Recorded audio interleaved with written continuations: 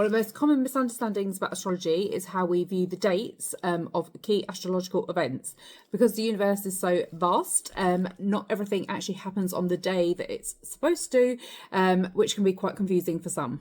That's because energy literally takes time, firstly, to reach us, depending on which planet is being affected, and also because different planets have different orbits. So something, for example, that happens in the sign of Venus, which is much closer to Earth, will impact us much faster than, say, something that happens in Jupiter, which is much further away. So whenever you see posts such as like Pluto is moving into Aquarius on X day, that doesn't always necessarily mean that the effects that are being described are actually happening just on that day. So I'll give you a couple of examples of how this works in practice, starting with full and new moons, which actually can have an effect about 3 days before and 3 days after the actual new and full moon itself. Eclipses, on the other hand, these are like moons on steroids.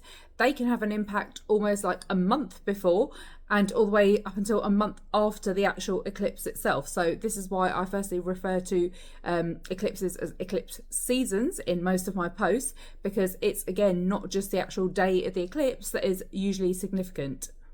Retrogrades can also vary, and I've done a whole entire post around the timings of these that you can have a look at. But basically, on top of the actual retrograde itself, the shadow periods either side can also add extra time to the effects that are coming our way. So if you take Mercury retrograde, which happens several times a year, that's usually an extra 2 or 3 weeks either side added on, whereas something like Saturn retrograde, which is much further, can add a whole other 3 months either side of its retrograde period. Finally, the move of the planets into new zodiac signs also tends to be a big deal, especially when it comes to the outer planets, because they spend a lot longer in a particular zodiac sign than the ones that are closer to us. So this year, it's going to be huge in terms of planetary moves.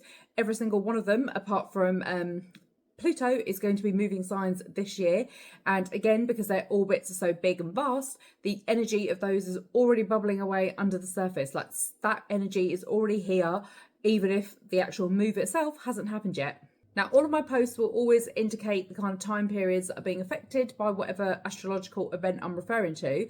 But I hope you found this video helpful and interesting in terms of your knowledge of astrology, just in general, but also because of what is coming in February. Now, I'll obviously cover that in a separate post, so you don't need to worry about that right now. But most of what is coming in February is actually building towards what is coming in March, which is obviously the biggest month of the year in terms of astrological energy. So this is why I thought this would be quite a good timing video to talk about timing, and hopefully you found it interesting.